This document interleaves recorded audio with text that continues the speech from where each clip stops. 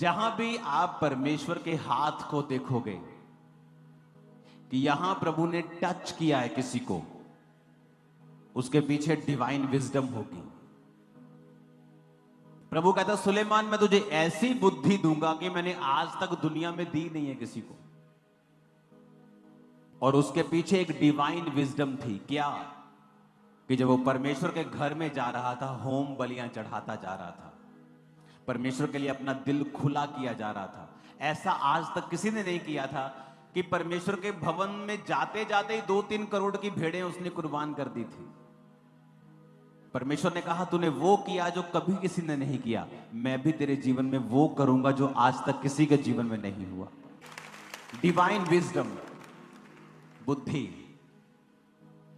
जब भी आप परमेश्वर के बड़े हाथ को कहीं देखोगे, उसके पीछे आप डिवाइन विजडम देखोगे जो अप्लाई की गई है। यानी कहने का मतलब है, जब भी आप किसी जख्म को भरता हुआ देखोगे तो उसके पीछे एक मरहम होती है जो यूज की जाती है। जब भी आप बाइबल में हाथ देखोगे, कहीं प्रभु का बड़ा और बड़ा काम हुआ है, उसके पीछे एक बुद्धि थी, एक डिवाइन विजडम थी जो परमेश्वर की वचन के द्वारा मिलती है और उसको अप्लाई यानी अपनी जिंदगी में उसे लागू किया जाता है। बुद्धि किसे कहते हैं? बुद्धि वो नॉलेज है जो बाइबल से मिलती है, परमेश्वर के दासों से मिलती है, पवित्र आत्मा से मिलती है। मैं डिवाइन बुद्धि की बात कर रहा हूं। संसारिक अच्छी बुद्धि आपको सेमिनार्स में मिल जाती है, वो आपके लिए बेनिफिट होती है, लेकिन ये ऊपर वाली है, उससे ऊपर, कई लेवल ऊपर, डिवाइन विजडम। कि उस औरत ने कहा था मैं उसके पल्लू को छू लूंगी तो चंगी हो जाऊंगी। सांसारिक बुद्धि ये कह रही थी रेस्ट कर, जब यीशु मसीह यहां से निकलेंगे तो तुझे छू लेंगे। लेकिन डिवाइन विजडम कहती थी नहीं, मुझे वहां पहुंचना है जहां यीशु मसीह खुद हैं। सांसारिक बुद्धि कहती तेरा विरोध हो रहा है, चुप कर जा, मत जा चर्च में कुछ दिन। लेकिन ईश्वरीय बुद्धि ये कहती है कि जा, परवाह मत कर, क्योंकि यीशु ने कहा मेरे नाम के कारण तुझे सताया जाएगा। अगर तुझे सताया नहीं गया तो मेरा आत्मा तुम में कभी वास नहीं करेगा। संसारी बुद्धि ये कहती है ओ तू सरकारी जॉब के ऊपर है, बपतिस्मा मत ले, तेरी जॉब जा सकती है। ईश्वरीय बुद्धि कहती है कि परमेश्वर ने कहा है जो कुछ मैं प्रभु के लिए त्याग दूंगा मैं 100 गुना पाऊंगा, मैं जा रहा हूं बपतिस्मा लेने के लिए। सांसारिक बुद्धि कहती है बपतिस्मा लेगा तो तेरी लड़की की शादी कहां होगी। अरे मूर्ख, जो परमेश्वर तुझे अनंत जीवन दे सकता है, जो मुर्दों को जिला सकता है, पागलों को चंगा कर रहा है, कोमा में गए लोगों को चंगा कर रहा है, क्या वो तेरा रिश्ता नहीं कर सकता? अब ये गारंटी है कि जहां तू करेगा वहां तू दुख उठाएगा, क्योंकि तूने प्रभु को पीछे रखा है। जहां से मैं बचा हूं वहां एक व्यक्ति आता था, एक लेडी आती थी, उसके 2 बच्चे थे। उसने कहा कि मैं अपनी लड़की को सेवा में नहीं डालूंगी, लड़के को सेवा में डालूंगी। उसकी लड़की की जब शादी हुई उसको कई दिक्कतें आई, डाइवोर्स से लेके बड़ी चीजें उसके साथ हुई। रीजन ये नहीं है, रीजन है कि प्रभु को जब आप पीछे करेंगे तो ये सबूत है आपने ईश्वरीय बुद्धि को त्याग दिया है और अपनी सांसारिक समझ को आगे रखा है, तो ठोकर खाना लाजमी है। सांसारिक बुद्धि ये कहती है कि तुझे चोरी करनी पड़ेगी, तेरा घर नहीं चलेगा। ईश्वरीय बुद्धि कहती है मैं एक टाइम का खा लूंगा लेकिन चोरी नहीं करूंगा। और जहां पर ईश्वरीय बुद्धि लगाई जाएगी, कुछ ही दिनों के बाद आपको उसका रिजल्ट 100% मिलेगा, ये बाइबल कहती है। हन्ना जाके मांगती है और उसको मिलता है, और वहां वो सांसारिक बुद्धि नहीं लगाती। जब एली उसको पहचानने में गलती कर देता है, बोलता है ये ओछी औरत है, कैरेक्टरलेस लगती है, सुबह सुबह शराब पी के परमेश्वर के भवन में आगे होंठ हिल रहे हैं, बोल नहीं पा रही, बुड़बुड़ बुड़बुड़ कर रही है, ये तो शराबी औरत है।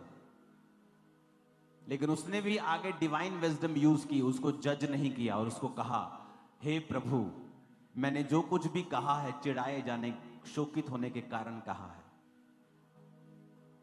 और उसकी ईश्वरीय बुद्धि को उसने देखा और कहा, इज़राइल का परमेश्वर तुझे मनचाहा वर दे। फिर वो जब परमेश्वर के भवन में हर साल जाया करती थी, जैसे पहले जाती थी, उसका बेटा वहां पे था और तब उसके और कोई संतान नहीं हुई थी। एक ही बार प्रेग्नेंट हुई, एक ही बच्चा हुआ, परमेश्वर ने उसकी मन्नत को पूरा किया, बेटा दिया और वो उसे परमेश्वर के भवन में दे आई। अब ये नहीं कि परमेश्वर के भवन में दे आई तो हर 3 महीने में जाएगी, हर 1 महीने बाद जाएगी। ओ पोतो तू ठीक है ना, ओ मेरा बेटा ठीक है ना, तू तेरे को खाना तो मिलता है ना यहाँ पे, तेरे को कुछ कहता तो नहीं है। उसने ईश्वरीय बुद्धि लगाई, मन्नत मांगी तो उसे परमेश्वर ने दिया। अब उसने एक और ईश्वरीय बुद्धि का प्रयोग किया कि उसको पता था कि वो परमेश्वर के भवन में है, अगर मैं ज्यादा उसका पीछा करूंगी तो वो सेवा नहीं कर पाएगा। जिन हस्बैंड वाइफ के माता पिता बहुत ज्यादा अटैच होते हैं, माँ उसकी वाइफ की माँ वाइफ के साथ बहुत अटैच है, हस्बैंड की माँ उसके साथ बहुत ज्यादा अटैच है, आप देखोगे हस्बैंड वाइफ में बहुत प्रॉब्लम्स होती हैं उस घर में। जब आप हस्बैंड वाइफ बन जाते हैं, आप फर्स्ट नंबर पे आते हैं, बाकी सारे सेकंड पे हो जाते हैं। और अगर आप ये पैटर्न जो खुदा ने बनाया, मेरा थोड़ी बनाया है, मुझे गुस्से से मत देखो, हालेलुया, ये परमेश्वर ने बनाया है। अगर आप इसे फॉलो नहीं करेंगे, आप डिवाइन विजडम को रिजेक्ट कर रहे हैं, तो कलेश, मिसअंडरस्टैंडिंग्स, अनसेटिस्फाइड लाइफ, एक कंटेंट नहीं होना, एक सेटिस्फेक्शन ना होना, तो आपकी लाइफ का हिस्सा होगा, क्योंकि आपने परमेश्वर को सेकंड नंबर पे रखा है और अपनी बुद्धि को प्रथम नंबर पे रखा है। इसलिए परमेश्वर ने कहा था वो माता पिता से अलग रहे। अलग क्यों कहा? अलग का मतलब ये नहीं घर छोड़ देंगे, अलग का मतलब है अब वो प्रायोरिटी उनका प्रथम है, क्योंकि वो 2 नहीं, अब वो 1 हो चुके हैं। इसलिए वचन कहता है जब तुम अपनी वाइफ के साथ एक मन नहीं होंगे तो तुम्हारी प्रार्थनाएं रुक जाएंगी। इसलिए परमेश्वर के वचन में लिखा है कि जब तू क्रोध करे तो सांझ तक तेरा क्रोध बना ना रहे, और क्रोध करे तो तू पाप ना करे। कितने मेरी बातों को समझ रहे हैं? यह है डिवाइन विजडम। जिन जोड़ों ने ये डिवाइन विजडम यूज की है, उनकी मैरिड लाइफ दूसरों से कहीं अधिक बेटर है। अमेरिका की one of the biggest fast food की चेन जिस व्यक्ति ने बनाई वो क्रिश्चियन था। 40% सेल संडे होती थी। उसका मैनेजर आया, बड़े लाखों करोड़ों रुपए तनख्वाह वाला। आप जानते हैं कंपनी के जो सीईओ रखते हैं, बड़े बड़े मैनेजर रखते हैं, उनकी तनख्वाह करोड़ों में होती है। 600 करोड़ साल की तनख्वाह है जी, 400 करोड़ साल की तनख्वाह है।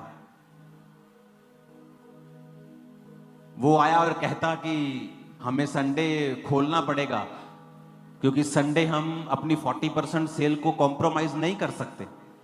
मालिक क्रिश्चियन था, उसने कहा भाई तुम हो सकता है कि संसारिक बहुत पढ़े हो, लेकिन मुझे जो बाइबल कहती है कि संडे मुझे छुट्टी करनी है, चर्च में जाना है और खुदा का काम करना है। आज भी वो chain one of the most profitable chain है अमेरिका की, सबसे ज्यादा बिजनेस करती है वो, और संडे बंद होती है। डिवाइन विजडम, डिवाइन विजडम, ईश्वरीय बुद्धि लगाना। संसारी बुद्धि कहती है टाइट दूंगा तो टाइट हो जाऊंगा, ईश्वरीय बुद्धि कहती है टाइट देगा तो कभी टाइट नहीं होगा। आप इमेजिन कर सकते हो, इस दुनिया का सबसे बड़ा स्टेडियम नाइजीरिया में बन रहा है और वो चर्च बना रही है, और वो चर्च बन रही है सबसे बड़ा स्टेडियम दुनिया के सबसे गरीब देश में। क्यों? क्योंकि उस पास्टर का फल, उसका ये नियम है अपना और अपनी मिनिस्ट्री का टाइथ निकालना। Divine wisdom, divine wisdom. Pastors बोलते हैं ओ मैं तो बहुत गरीब एरिया में सेवा करता हूं। मेरे लोग बहुत गरीब हैं, मेरे एरिया बहुत गरीब है, मेरे देश में इकोनॉमी का बुरा हाल है। आप नाइजीरिया चले जाओ, आप नाइजीरिया जाके मेन रोड पकड़ लो, जैसे मैं लुधियाना दिल्ली रोड पकड़ूंगा, मेन रोड पकड़ लो, आपको ऐसा लगेगा कि आप 1950 में चले गए हैं। रोड्स के ऊपर कोई आपको परमानेंट स्ट्रक्चर नहीं मिलेगा, लोहे की टीन्स मिलेंगी, जो ढाबे होते हैं वहां भी ढाबे हैं, लोहे की टीन्स जली होती है और ऊपर जंग लगा होता है, रेड होया होता पूरा, और आपको लगेगा कि आप 1950 में आ गए। आज भी जाओ, चले जाओ, देखो ऐसा गरीब देश जहां पर लोग आज भी $1 रोज का कमाते हैं सिर्फ। वहां पे एक एवरेज जो ड्राइवर है उसकी तनख्वाह 20 से 25 हजार नायरा है, जो इंडिया का 5-6 हजार रुपए बनता है बस। ऐसे गरीब देश में दुनिया का सबसे बड़ा स्टेडियम बन रहा है और वो भी चर्च बना रही है। एक मैसेज है कि डिवाइन विजडम लगाओगे तो मेरा हाथ अपनी लाइफ में जरूर देखोगे। एक मैसेज है चर्च को, हमें आपको सबको मैसेज है, क्लियर मैसेज है परमेश्वर का कि उसने ऐसा देश चुना और ऐसा व्यक्ति चुना जो परमेश्वर के वचन को पूरा कर रहा है। डिवाइन विजडम, जब भी आप डिवाइन विजडम लगाएंगे आप खाली नहीं होंगे, निराश नहीं होंगे, आप खुदा के हाथ को जरूर देखेंगे अपनी लाइफ में। आमीन। हन्ना ने क्या किया? हन्ना हर 3 महीने नहीं जाती थी।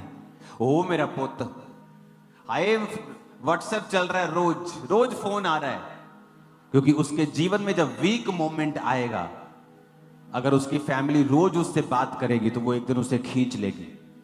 इसीलिए शमूएल सबसे प्रभावी प्रॉफिट्स में से एक प्रॉफिट था, क्योंकि जब उसे परमेश्वर के भवन में अर्पित किया गया तो वो वहीं का रह गया।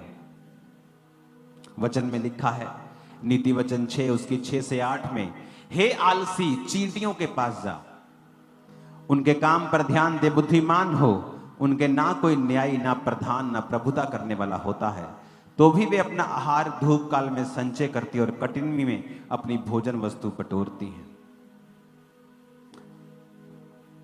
चींटियों को कोई मोटिवेशन देने वाला नहीं होता, कोई सुबह सीटी नहीं बजाता, उठ जाओ सारे भी। एक बड़ी चींटी बैठी है, मोटिवेट कर रही है, आज तुम काम करोगे तो खुदा तुम्हें ऐसा करेगा, हम बहुत पेट भर के खाएंगे। और चींटियां मोटिवेट हो गई और काम कर रही। कोई मोटिवेशनल स्पीकर नहीं है, कहता परमेश्वर। कहता कोई प्रभुता करने वाला नहीं है, कि बॉस आके सुबह उठा रहा है, चलो बेटा काम करो, या बाप उठा रहा है, कोई प्रभुता करने वाला नहीं। कहता कोई न्याय भी नहीं है, कि तुम नहीं काम करोगे तो न्याय होगा तुम्हारा। कहता ना कोई प्रधान है, ना कोई न्याय है, ना कोई प्रभुता करने वाला है, तो भी वो अपना आहार संचय करती है। मैं जानता हूं अपनी लाइफ से, मिनिस्ट्री में वही कामयाब हैं जो बिना मोटिवेशन के सेवा करते हैं, जिन्हें किसी की मोटिवेशन की जरूरत नहीं है। कोई आके उन्हें काउंसलिंग करे, तो भाई अगर तू सेवा करेगा ना, प्रभु तुझे बहुत ब्लेस करेगा, तू सेवा करता रहे। तुम एक महीना मोटिवेट करोगे, दूसरे महीने तुम्हें फिर मोटिवेट करने की जरूरत पड़ेगी। अच्छा है ऐसों को निकाल दो जिन्हें मोटिवेट करना पड़े। अगर तुम एक लंबी दूरी वाला सेवक और एक रियल प्रॉफिट चाहते हो, उसकी निशानी होगी, उसको कभी मोटिवेट नहीं करना पड़ेगा सेवा के लिए। वो जानता है वो खुदा के घर में है, वो जानता है उसका जीना मरना परमेश्वर है, वो जानता है वो सेवा के लिए पैदा हुआ और यही करता करता करता करता वो यही करता रहेगा।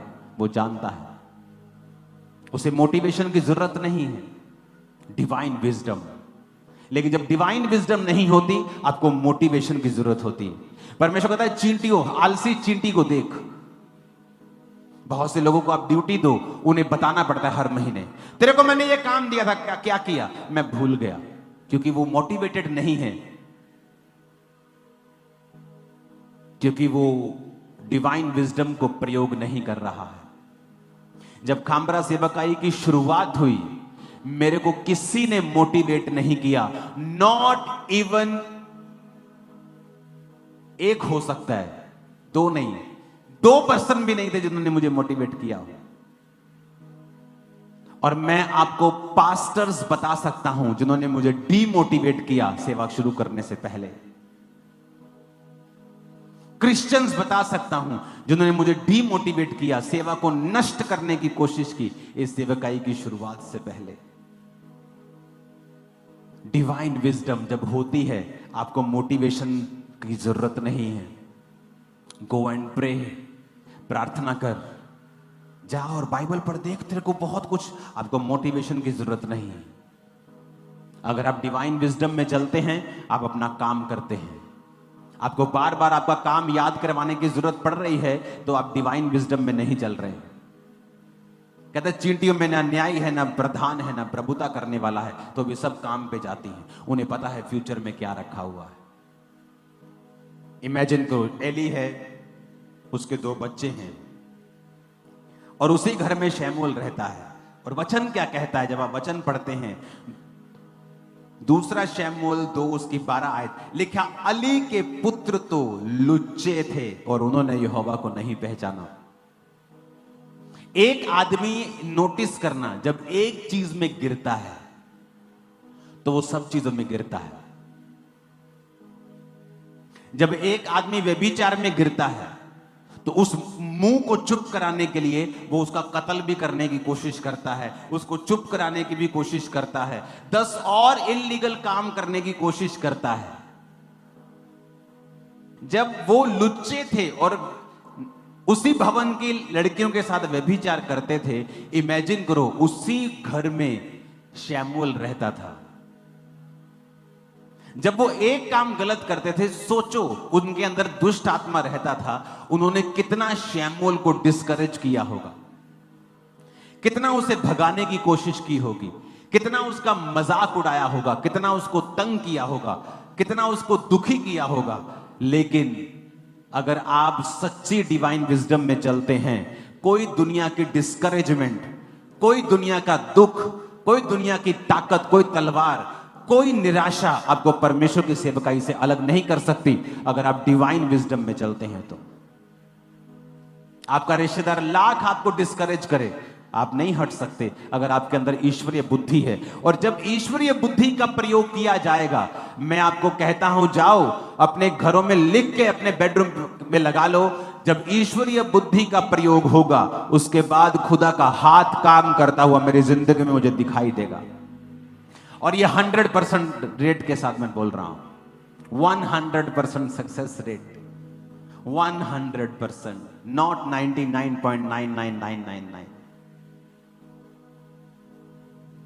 ईश्वरीय बुद्धि लगाई गई। शमूएल, मुझे किसी मोटिवेशन की जरूरत नहीं है, मैं यहोवा की मन्नत से जन्मा हूं, मैं यहीं रहूंगा। उनके लुच्चे पुत्रों ने उसके साथ हो सकता कुछ गलत करने का प्रयोग किया हो सकता उसको मारा हो, उसको डिस्करेज किया हो, उसके साथ शरारतें की हो, लेकिन शमूएल जानता था मुझे क्या करना है। इसलिए वचन कहता है कि शमूएल के मुंह से जो बातें निकलती थी कभी गिरती नहीं थी, क्योंकि परमेश्वर उसके संग था। आपको मोटिवेशन की जरूरत पड़ी है सेवकाई करने के लिए, आप बहुत पीछे हैं और डेंजरस पोजीशन के ऊपर है। मैं कहता हूं मेरे हाथ में भी इतनी उंगलियां नहीं, इतने लोग भी नहीं है जितनी मेरी हाथ में उंगलियां हैं जिन्होंने मुझे मोटिवेट किया हो सेवा के लिए। लेकिन डीमोटिव जिन्होंने किया, उंगलियां कम पड़ जाएंगी, मैं आपको बता सकता हूं। लेकिन जब आपको पता होता है आप किसके लिए पैदा हुए हैं, आपको क्या करना है, स्पिरिचुअल लाइफ आपके लिए प्रथम है, फर्स्ट है, आप नहीं परवाह करते दुनिया क्या कह रही है। शैतान की सारी योजनाएं आज से कैंसिल हैं आपकी लाइफ में सदा के लिए। और वो सारी चीजें जो आपकी बॉडी में अनवांटेड हैं, जो चाहिए नहीं, खुदा ने नहीं भेजी, अपनी बॉडी पे हाथ रखो और मैं उन्हें कमांड करता हूं आपकी लाइफ और बॉडी को छोड़कर राइट नाउ निकल जाए, कभी वापिस ना आए। आमीन हो जाए, ये आशीष आपकी है। नीति वचन 24:3, घर बुद्धि से बनता है और समझ के द्वारा स्थिर होता है। घर बुद्धि से बनता है। वचन कहता है कि जब राजे को ये डर लग गया कि इजरायली बहुत बढ़ जाएंगे, तो उसने आज्ञा दी कि जितने इजरायलियों के बेटे हों उन्हें मार देना। दाइयों को आज्ञा दी, दाइयां खुदा का भय मानती थी। अब ईश्वरीय बुद्धि क्या कहती है कि चाहे दुनिया एक तरफ हो, तू वही कर जो परमेश्वर कहता है। सांसारिक बुद्धि क्या कहती है, हमें मारना पड़ेगा, हमने थोड़ी कहा है, ये तो राजा ने कहा है, अगर राजा की बात नहीं मानेंगे तो हम खुद मर जाएंगे। लेकिन वचन कहता है कि उन दाइयों ने बच्चे नहीं मारे और इसके कारण यहोवा ने उनके घरों को बसाया। घर बसाए उनके, बिग स्टेटमेंट है ये। हो सकता है आपके पास बहुत पैसा हो लेकिन आपका घर ना बसा हो, आपके पास सुपर बॉडी हो, आपका घर ना बसा हो, यू आर एक्सट्रीमली इंटेलिजेंट, आप पीएचडी, आप उससे भी आगे पढ़े हुए हैं और आपका घर बसा हुआ ना हो, दैट्स पॉसिबल। आपके 10 मिलियन फॉलोअर्स हो इंस्टाग्राम पे और आपका घर बसा ना हो, दैट्स पॉसिबल, ये पॉसिबल है। पर कहता है जिन्होंने यहोवा का भय माना, परमेश्वर ने उनके घरों को बसाया। सिर्फ आशीष नहीं दी, सिर्फ पैसा ही नहीं दिया, सिर्फ बरकत ही नहीं दी, सब तरफ से उनको आशीषित करके घरों को बसाया, उनके घरों को स्थिर किया। मैरिड लाइफ में, फिजिकल लाइफ में, फाइनेंशियल लाइफ में, बच्चों की जिंदगी में, सब तरफ से आशीष दी। Divine wisdom. अपने पड़ोसी को बोलो ईश्वरीय बुद्धि। फिर से बोलो ऊंची आवाज में, फिर से बोलो ऊंची आवाज में, आमीन। कैसे मिलती है ईश्वरीय बुद्धि? वचन पढ़ के, खुदावंद के लोगों के साथ रह के, जीवित चर्च को अटेंड करके, ऐसे लोगों के साथ अपना जीवन बिताने में जिन्होंने परमेश्वर में कुछ किया है, क्योंकि उनको इसीलिए उन्होंने किया है क्योंकि उन्होंने वही बुद्धि को फॉलो किया है जो बाइबल में लिखी है। रोज बाइबल को पढ़ना नॉलेज को लेके आता है, ज्ञान को लेके आता है। वो ज्ञान जब समझ के साथ अप्लाई किया जाता है उसे ईश्वरीय बुद्धि कहते हैं। आपको ज्ञान मिला वचन से, आपने कहा बहुत अच्छा है, पर अभी वो आपकी लाइफ में रिजल्ट नहीं लेके आएगा। अभी तो आपको मालूम हुआ है कि मुझे प्रार्थना करनी है, टाइट देना है, मुझे ये करना है, वो करना है, व्यभिचार नहीं करना, चोरी, अभी तो ज्ञान मिला है। जब ज्ञान समझ के साथ, यानी जब आप अपने यहां से वचन सुन के अपने काम पे चले गए हैं, घरों में चले गए हैं, जब जो ज्ञान आपने सुना था आप समझ लगाकर उस ज्ञान को अप्लाई करेंगे, उस ज्ञान का उपयोग करेंगे, उसे कहते हैं ईश्वरीय बुद्धि। जब ईश्वरीय बुद्धि का प्रयोग होगा, कुछ ही घंटों, मिनटों, सेकंडों, दिनों, महीनों और सालों में आपके जीवन में परमेश्वर का हाथ आपको क्लियर नजर आएगा कि वो काम कर रहा है। समझ आ रही है सबको कि नहीं? अपने पड़ोसी को बोलो जो ज्ञान तुमने इकट्ठा किया उसे समझ के साथ उपयोग करना। फिर से बोलो, जो ज्ञान तुमने इकट्ठा किया उसे समझ के साथ उपयोग करना ईश्वरीय बुद्धि है। जब ईश्वरीय बुद्धि लगाई जाएगी तो खुदा का हाथ तेरे ऊपर आएगा ही आएगा। कॉन्ग्रेचुलेशन आप सबको। अब ऐसा तो नहीं हो सकता कि आप सारा दिन एक लफंडर के साथ संगति करें और आपके अंदर ईश्वरीय बुद्धि आ जाए, ऐसा तो नहीं हो सकता। आप सारा दिन उन लोगों के साथ संगति करें जो लड़कियों को छेड़ते, कोनों में खड़े रहते, आपके अंदर ईश्वरीय बुद्धि आए, पॉसिबल नहीं। पतरस और यूहन्ना को लंगड़ा चलाने के बाद पकड़ लिया और सारे बड़े हैरान, कहते लंगड़ा भी हमारे सामने चला है, परमेश्वर के घर के सामने बैठ के भीख मांगता तो कोई इस बात का इनकार भी नहीं कर सकता। कहते बात का इनकार तो इस चीज का भी नहीं किया जा सकता कि पतरस और यूहन्ना जिन्होंने लंगड़ा चलाया है ये अनपढ़ और साधारण मनुष्य हैं। अनपढ़ भी हैं और साधारण भी हैं। कोई बड़े स्कूल से पढ़े लिखे नहीं है, कोई बड़े याजक नहीं है, कोई महायाजक की फैमिली से नहीं है,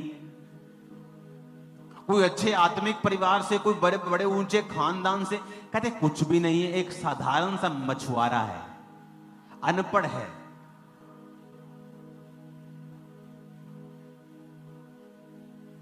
लेकिन वचन कहता है किसी ने कहा और पहचाना कि नहीं, ये यीशु के साथ रहे हैं।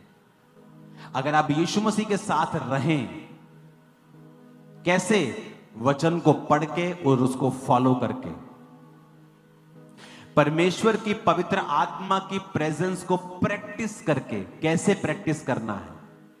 कि आप जा रहे हैं या आप मोबाइल पे हैं और आपके मोबाइल में कोई गंदी ऐड आ गई, ये किसी के हाथ में है, पर उसे ना देखना आपके हाथ में है। जब आप परमेश्वर की आत्मा की हुजूरी को प्रैक्टिस करते हैं, कैसे प्रैक्टिस करते हैं? कि आपके अंदर सामने जब गलत चीज आ गई, आप उसे स्क्रॉल कर दें, उसे हटा दें। यह है उसकी आत्मा को प्रैक्टिस करना, उसकी प्रेजेंस को। अगर आप प्रैक्टिस नहीं करते उसकी प्रेजेंस में, आप मोबाइल चला रहे हैं, कुछ गंदा आ गया, आपने फुल देखा, आप परमेश्वर की आत्मा को, उसकी प्रेजेंस को प्रैक्टिस नहीं कर रहे हैं, अपनी लाइफ में बना के नहीं रख रहे हैं, तो भी डिवाइन विजडम की कमी आपकी लाइफ में होगी। आपकी संगति अच्छे लोगों के साथ नहीं है। आप वो चर्च जा रहे हैं जो आपके बाप दादा जा रहे थे, चाहे वो जीवित हो चाहे ना हो, जो घर के नजदीक है, जहां किराया नहीं लगता। आपको वहां जाना है जहां टेस्टिमनीज हो, वचन हो, प्रचार हो, वर्शिप हो, जीवित हो, वो कोई भी हो। तब जब विजडम की बातें, जब वचन की बातें आपके कानों में पड़ेंगी, तो वो आपकी डिवाइन विजडम को बढ़ा रही होंगी। इस समय आपकी बुद्धि का लेवल बढ़ रहा है। जब आप बाहर जाएंगे आपको मालूम होगा, मेरी बुद्धि का लेवल बढ़ा है, मैंने आशीष पाई है। आमीन। आपका ज्ञान बढ़ गया। अब बाहर जाके अपने ज्ञान को प्रैक्टिस करना है, समझ के साथ उसे अप्लाई करना है कि मुझे यहां बोला गया था कि जो मैंने सुना है, अब मुझे यहां समझ के साथ इसे अप्लाई करना है। अनपढ़ और साधारण मनुष्य यीशु की संगति में रहकर लंगड़े चलाने वाले प्रेरित बन गए, मोस्ट पॉपुलर दुनिया के आदमी बन गए, क्योंकि वो डिवाइन विजडम से चले। आपकी संगति किन लोगों के साथ है? चर्च में अच्छी संगति करें। कोई कंफ्यूजन है, कॉल सेंटर में फोन करें, पूछें। वो लोग जो चुगलियां करते हैं, निंदा करते हैं, वो पेज जो नेगेटिविटी फैलाते हैं, उनको देखना बंद करें, क्योंकि जिसके बारे में वो नेगेटिव बोलते हैं उसको फर्क नहीं पड़ा, वो तो बढ़ रहा है। हमारी स्पिरिट को फर्क पड़ता है जब हम फालतू की बातों पर ध्यान देकर परमेश्वर की ईश्वरीय बुद्धि को छोड़ देते हैं। हमें संगति करनी है ताकि हम वैसा ही बुद्धि ले सकें। कितने मेरी बातों को समझ रहे हैं? लोगों को पता क्या लगता है? कई पास्टर्स आएंगे, बोलेंगे मुझ पे हाथ रखो और इम्पार्ट कर दो, मुझे मसा कर दो। ऐसे नहीं होता, हर टाइम ऐसे नहीं होता। अगर मूसा ने यहोशू को, मूसा के बाद यहोशू ने वो काम किया, तो यहोशू मूसा के तौर तरीकों को जानता था। प्रार्थना का तरीका, चलने का तरीका, प्रभु में कैसे चलना है, पाप से कैसे दूर रहना है। एलिया का मसा अलीशा के ऊपर आया, बाकियों के ऊपर नहीं आया, क्योंकि एलिया जो करता था अलीशा उसको फॉलो करता था। दाऊद जो मसा हुआ, उसके बाद उसके बाकी बच्चे, दाऊद के बच्चे कभी मसा नहीं हो सके। सुलेमान हुआ, क्योंकि सुलेमान ने दाऊद को फॉलो किया।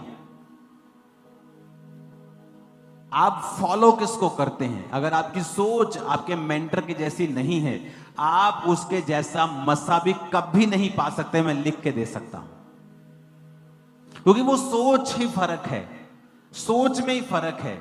उसकी जो लाइफ स्टाइल है उसी को आपने फॉलो करना है, ताकि वो अनॉइंटिंग जो उसकी लाइफ में है आपकी लाइफ पे आ सके। हालेलुया। कितने इन बातों को समझ रहे हैं? अपने पड़ोसी को बोलो, घर बुद्धि से बनता है।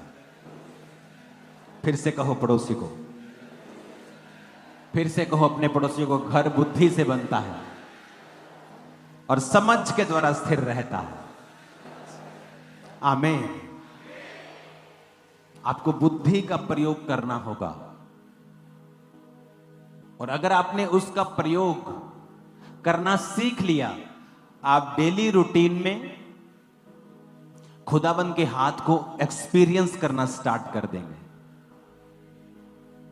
आप कई बार लोग बोलते हैं ना कि मुझे लगता नहीं परमेश्वर मेरे साथ है, मुझे लगता नहीं कि परमेश्वर मेरे साथ है, तो मेरी सेहत खराब क्यों है? जैसे ही आप डिवाइन विजडम को यूज करना शुरू करेंगे, प्रभु का हाथ आपके जीवन के ऊपर आना शुरू होगा। आपको नॉलेज होगी बहुत सारी चीजों की।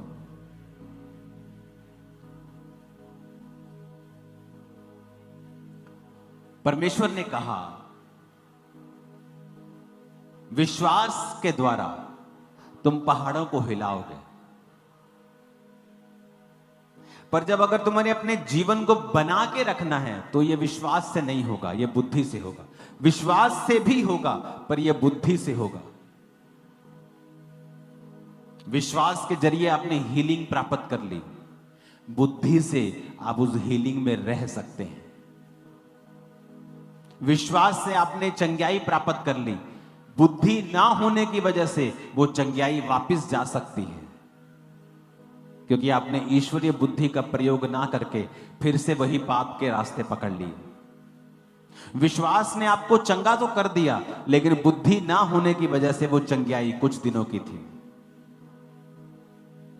इसीलिए प्रभु यीशु मसीह ने 38 साल के रोगी को कहा, फिर से पाप मत करना, ऐसा ना हो इससे भारी मुसीबत तुम पे आए। क्या था ये? डिवाइन विजडम, ईश्वरीय बुद्धि की बातें। अपने हाथों को उठा।